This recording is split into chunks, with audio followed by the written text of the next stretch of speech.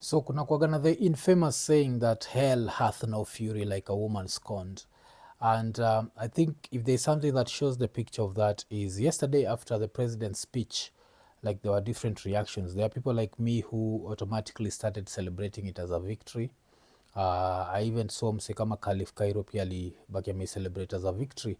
But what I found super interesting was that the amount of women and that is especially celebrities who did not take that as a victory. That surprised me a lot. Nikianza na dem kama Chebet Rono, she's like one of the first people wale nilimcheki mpaka akafanya nika delete post nilikuwa nimepost because I'd posted a video of mimi Rapture tukiwa kwa streets nikeka chant down Babylon ya Bob Marley because that's a song that I love because I felt like we'd had a victory. And then I watch her video, and on her video she's questioning that should you even be able to trust this person. You are like, this person has a track record of lying and lying, so should we be able to trust him? Is it true that vile amesema that hii kitu imekuwa withdrawn, is it true hivyo? And I think because of such people asking questions, this is what led for the government much later waka release like a whole ile letter ya kuonyesha kuwa they've sent that to parliament and whatever, so it's official and it's not a gimmick. But I found that to be super interesting. And another thing that I loved about video ya Rono is she made a joke that would be classified as inappropriate, but right now it's a very appropriate joke. And she was joking about nyumba ya msanii anaitwa Kuria Kimani akimwambia like sijui go it was something like go think about it in your house, alafu akamwambia oh but you're houseless. And people are also telling that the same Kuria Kimani that ile 2 million alikuwa bribed, they hope that that's enough to cover all his losses. So I love that sort of anger because it keeps you thinking, and it shows you that the fight is not won. So that was like one of the people niliona wamebonga hivo. Nani tena nilicheki Shiro Morioki pia had like a very interesting post that she did, and it was like the president is talking. So the president goes, see, sorry basi, there I've rejected it, you ungrateful people. And then Gashago akatuambia the problem is we didn't spy on you properly, alafu Nanishiro Morioki akamalizana you can't make this up. And if you don't understand that is the president's tone yesterday was still, it was still of the tone of a man who feels like he has conceded, but he's conceded because he's dealing with stupid people who could not see his vision. Because if you saw the speech, he went on a very long rant on things that he'll have to get rid of. But even the most shocking part ilikuwa kuna part the president joked, no, did not joke. The president asked for questions, and then this journalist from TV 47 akamuuliza saa nini mtafanya nini juu ya development, alafu ma MP wake with the arrogance that they have wakaanza kusema development gani, si amtaki development. And then they were laughing, najua it's like they were mocking Kenyans, wanasema hatutaki development, that's why we've refused to take their master plan. So that was interesting to see. And then from the president's tone akisema, because he started really well, akasema the way the executive inaenda kureduce budget, so hakuna stories za renovations, hakuna stories za new cars, hakuna stories za nini. Na history ya new cars, I keep saying it, and this is a challenge to someone like Itumbi, that I said I want to enter a government car and just check the mileage. These cars don't have such high mileage. Najua we buy cars from Japan that are 8 years old and we call them new.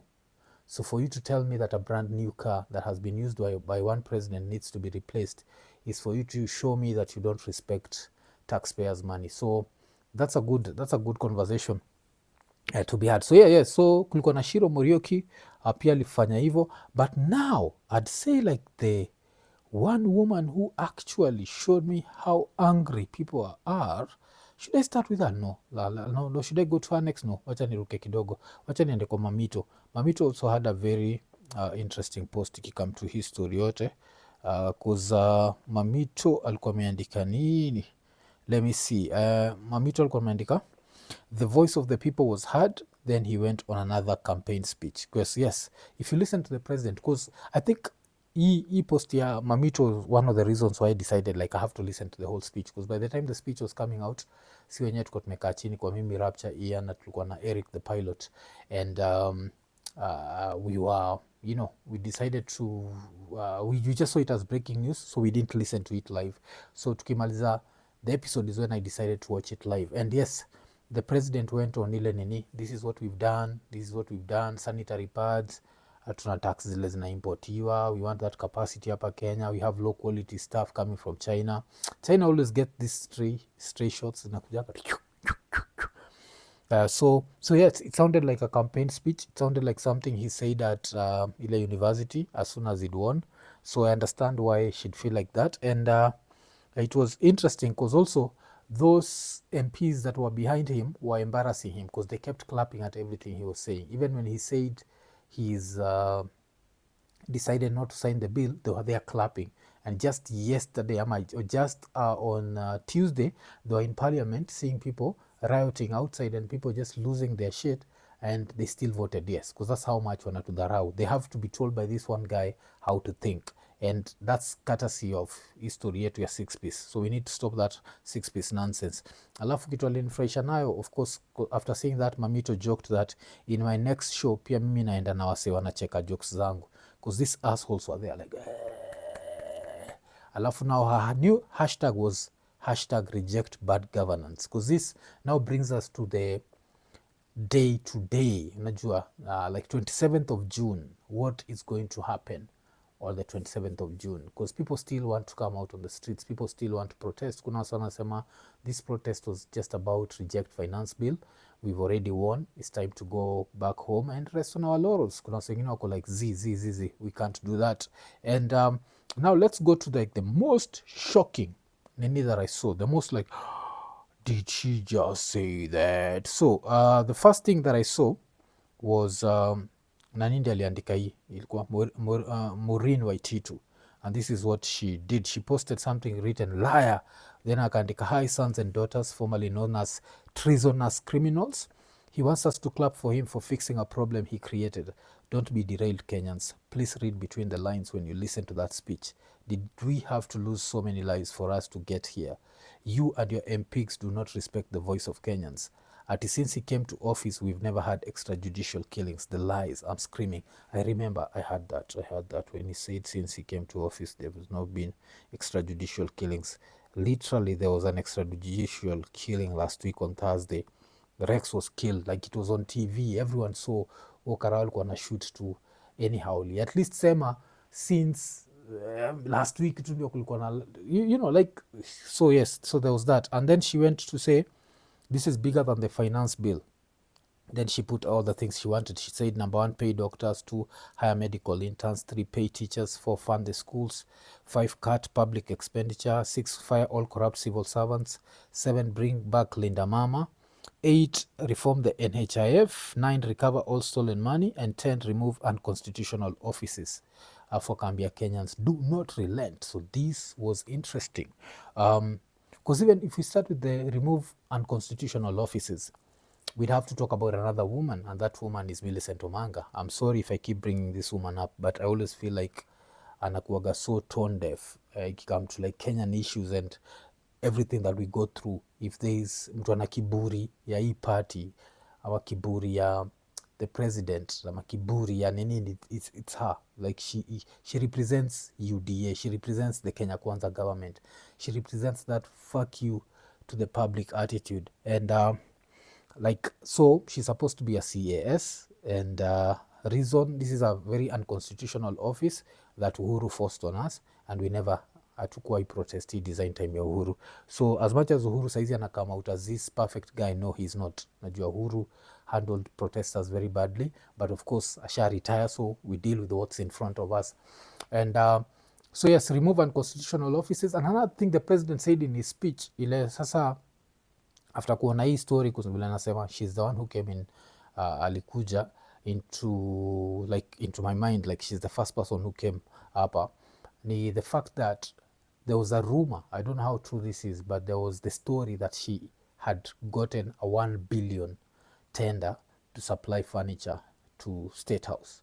And right now ulicheki vile ule budal sema we'll have no renovations of State House, nothing to be supplied to State House, we have to check our austerity measures. And I'm there thinking, like, did we have to get here? Like, which seats are these that cost 1 billion? Nacheki kona shindwa niko wapi saizi niko kejani, siko kwa studio. I just decided to shoot something small haraka haraka. And this seat that I'm sitting on is a comfortable seat. I'd classify it, and it's a seat that was chosen by my wife, unacheki, and I think it's a very good seat by one of those two places. And I try to think of State House is a place where people are there to work. It's not a place for leisure and all that bullshit. Why do we need these seats? Another thing is there's free labor at committees. Israel the committees ndo zilitengeneza sijui seats za parliament. If they can make those seats for the parliament, why can't they make seats the State House? Like, what's so special about State House? You're going to stay there for 10 years, it's not your house, and then you move on. So that came to mind. So I'm sorry that this natumia Omanga kama example, but that was a very interesting point ile nilipata from Maureen Waititu. Of course, the point of fund the schools, like how can we have schools that look the way they look and then we are renovating State House? Like, how does this work? So this was the first post that she did, and I was like, then the second post was even more like, what? So in her second post, alibaki amepost like our heroes, and with our heroes she meant everyone that died. And of course some names that stand out, kuna Dr. Margaret Oyuga. She was shot in the back. She was a doctor. She was helping protesters and she ended up dying.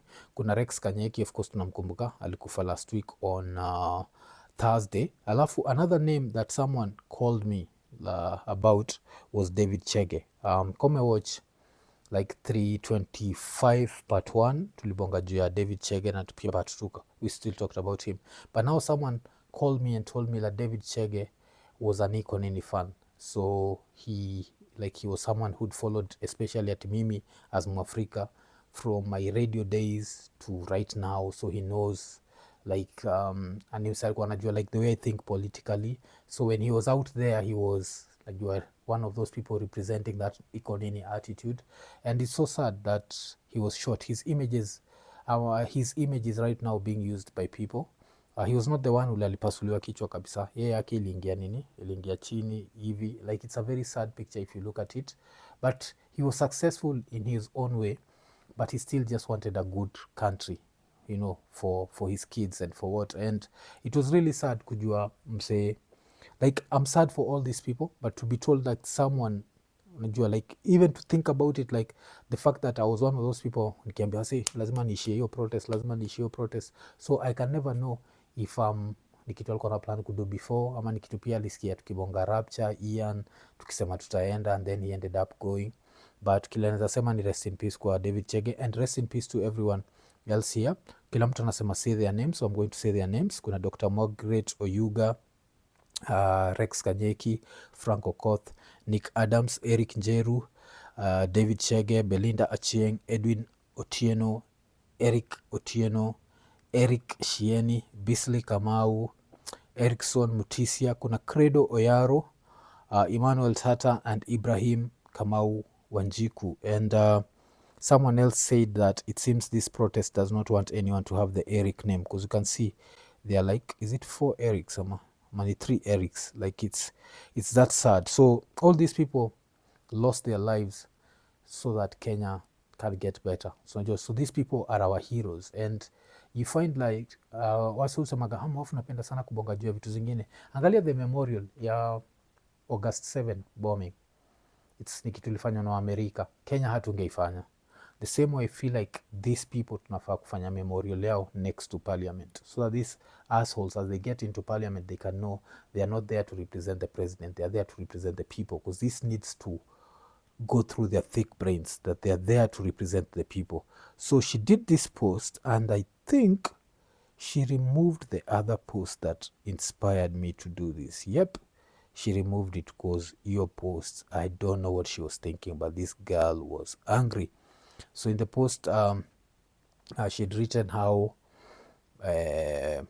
okay, your post ilikuwa angry. I don't know, like I wanted to talk about it and see. Let's see. Let me see if she's still there. Your post, yeah, Nini, because she posted a lot of angry posts.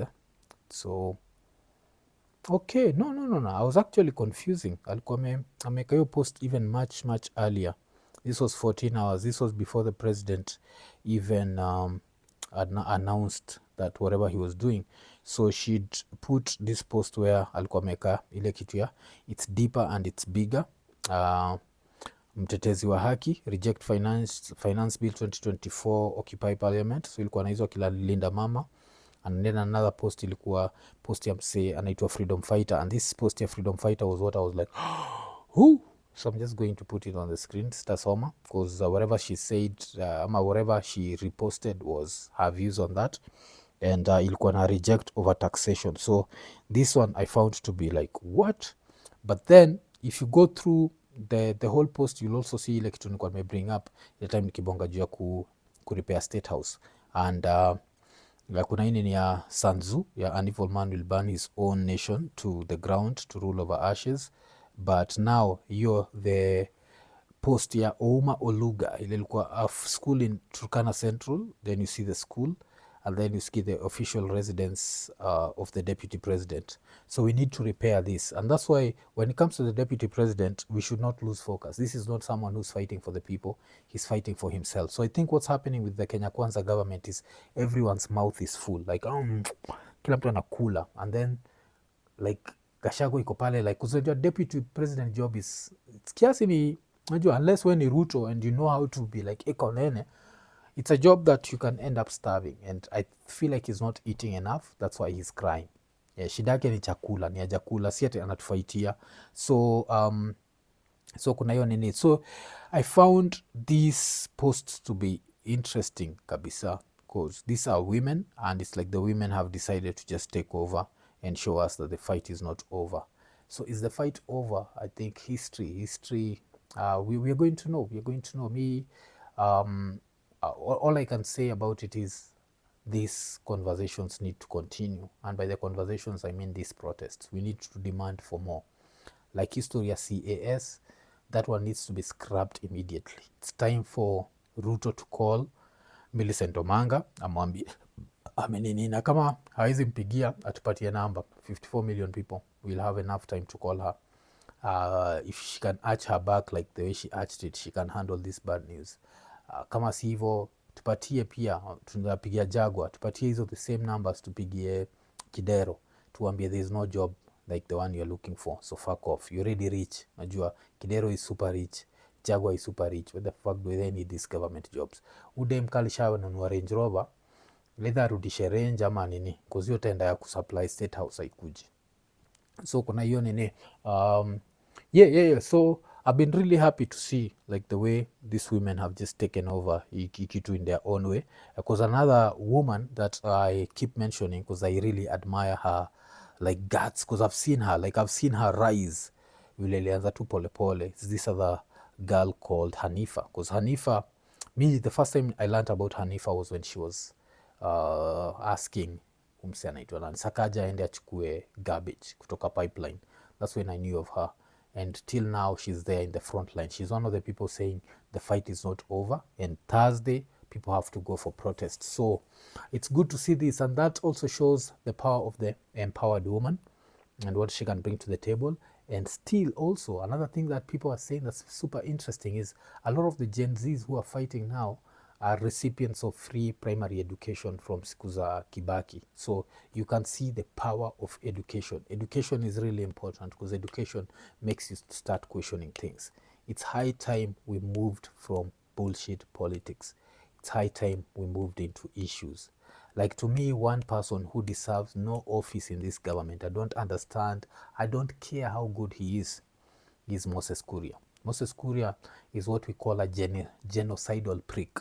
Unajua, this is the sort of person in the last election alikuwa anasema why don't we just kill this one guy and get rid of him, and he'd say that in his native language. Unajua, that's inciting that tribal animosity. He's the sort of person ule ye na Gachagua, they look at this country as shareholders and all that crap. Unacheki, sijui an oath was taken, because hii ujinga ya oath na hii ujinga ya debts is what has also brought us here. Remember, like, a lot of people voted kulipa deni. Hufai kuvote kulipa deni. Ruto na Uhuru wakisikizana, that has nothing to do with you. The same way Gachagua na Ruto wakisikizana has nothing to do with you. The only thing that should have something to do with you is the development of the nation. If wakosane juu ya corruption, you should never vote for someone juu ni deni. So cause ingekuwa tunavotia watu juu ni deni, ingekuwa unajua like life does not work that way. So so yeah, that was just like my 2 quick cents about what I've seen the women saying. And yeah, I've seen, of course, there's still other men on the front line. One of the people there ni msena respect sana naitwa Boni. And wacha nimalizie na story ya Boni. The fact that Boni was attacked because he was telling people to go home shows you how sometimes unfocused we are. Boni has been involved in more protests than most of us. Najua, like Boni amekuwa involved in so many protests. By the time he's telling you to go home, it's because he's trying to save your life. Don't get caught up in the euphoria. Usiende online usikie mafala fulani anakuambia you are a coward because you went home before get dark. The government on Tuesday was trying to kill people. That's why ulicheki what happened in Githurai, for example, because it happened in the darkness. You know, in the darkness, that's when the most evil acts happen. Angalia Rex alidedishagwa usiku. So kicheki mseka Boni amekama amewambia ishieni home. Usisikize fala fulani online amekwambia Boni amelipwa. Boni amelipwa aje? This person alikuwa na kesi na Ruto, juu alitaga Ruto mwizi. Wewe ushaisiwa na Ruto? Umseshaenda kwa Citizen TV akaita the like former first lady Mama Ngina things that you'd never say anywhere. How can this guy be compromised? Always think through things. Tusikue watu tunatafuta vitu alafu tunaanza kureact ni kama bila kufikiria, because that's what happens. And then when people challenge you kule, unasikia fala inasema Boni amelipwa, Larry Madowo amelipwa, Hanifa amelipwa, and you believe this nonsense. No one has been paid. Some people just love this country, and you need to ask yourself, if you are there on the streets, who paid you? No one. Then think about mse kama Boni. From day one, he's been what you're trying to be right now. So let's stop that nonsense ya watu wamelipwa. And also, if people decide not to go the extra step, kama mse amekuja tao na ameshindwa kutembea mpaka parliament, we don't call them cowards. They showed up in town. A lot of us, this was like our first protest. Tulikuwa hapo. And I've been around for long kabisa. But one thing I've always known is the government is the one that's violent. The protesters were never violent. And mecheki saizi, jana I think I saw someone who posted picha ya Raila akisema, oh pole, we always thought you are the one, kumbe you are not. Because he was never the one. It's the government that has the monopoly of violence. And as we go forward with this protest, we have to understand that it's the government. And when the government feels like it's losing, it's going to try and pay a few people to come and disrupt, to come and loot, to come and do those things. If you doubt that, angalia Sonko. Sonko did post sometime vile alikosana na Uhuru. Alikuwa anaambia watu like, it's watu wa Raila kuchomaga gari, sisi ndio tulikuwa tunachoma na tuna nini. So it's on record that. So tuache hizo jinga za watu wamelipwa. Boni hajalipwa. Sijaangalia bank account yake, but I'm 100% sure hajalipwa. Hanifa hajalipwa. I'm 100% sure that. Crazy Nairobi hajalipwa. Osama Otero hajalipwa. These are people who took one for us, najua. And yeah, also let's respect divergent opinions. Kuna mse kama Khalif Cairo ameamua he's not continuing with the protest in the meantime, and let's also respect that. Let's respect everyone who participated before, and everyone who will participate today, and everyone who will participate in future protests. Because vile nilisema, sisi wote tunapenda Kenya, na hii Kenya ni yetu, na ma MP itabidi wanze kutii IKONINI.